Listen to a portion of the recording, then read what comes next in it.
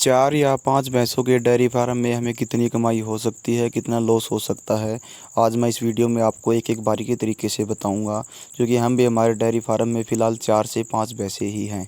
तो सबसे पहली बात एक बात का ध्यान रखना है, वह बात ये है कि हम जब भी हमें 4 या 5 भैंसें लेकर आएँ, ये लगा लीजिए कभी 1 ले आए, कभी 2 ले आए, इस करके हमारे जो डेयरी फार्म में 4 या 5 भैंसें कर लेंगे, तो सबसे जो मेन और इम्पोर्टेंट बात होती है, जो भैंसें होती हैं उनके नीचे फ़ीमेल होनी चाहिए। जो कटड़ी मतलब एक तो कटड़ा होता है, एक कटड़ी होती है, तो इससे हमें ज़्यादा कोशिश ये करनी चाहिए कि हमारे जो भैंस लेकर आए हैं उसके अंदर उसके नीचे एक फ़ीमेल ही होना चाहिए, कटड़ी ही होनी चाहिए, चाहे 2 या 4 या 5-7 जार फालतू लग जाएँ। तो सबसे पहले डेयरी का जो फ़ायदा होता है इसी के अंदर होता है, इसी के अंदर लुका छुपा होता है कि डेयरी फार्म में कितनी कमाई हो सकती है। तो नमस्कार सभी पशुपालक भाइयों को, आपका स्वागत है एक और नई वीडियो में और आपके यूट्यूब चैनल किसान डेयरी फार्म पर। तो मैं आपको फिर से बता देता हूँ कि हम जो 5 भैंसें लेकर आते हैं उसके नीचे हमें फ़ीमेल होनी चाहिए और ये फ़ीमेल ही हमें पैसा दे करके जा सकती हैं। तो ये लगा लीजिए हमारी जो भैंस होती है वह ओनली 2 या ज़्यादा से ज़्यादा जो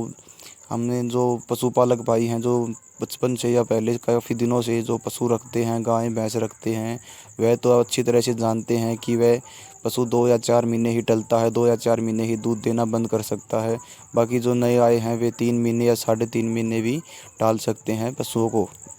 दूध देने से। तो अगर आप ये लगा लीजिए, अगर आपका पशु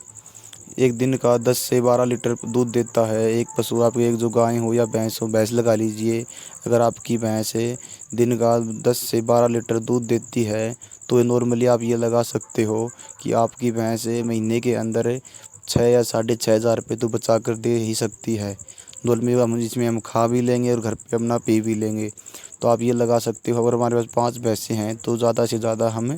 नॉर्मली 6 हज़ार रुपये एक भैंस के कमा ही सकते हैं। महीने के 30 हज़ार आराम से हो गए 5 भैंसों के अंदर। और जब जिसमें का वो उसको जो भैंसों का खर्चा होता है खाने पीने का, वह खर्चा उसी के अंदर से बिल्कुल अच्छी तरह से भैंसें निकाल सकती हैं। अगर आपको डेयरी फार्म रखने का ज्ञान हो या पशुपालक रखने का आपको ज्ञान हो, पशु रखते हो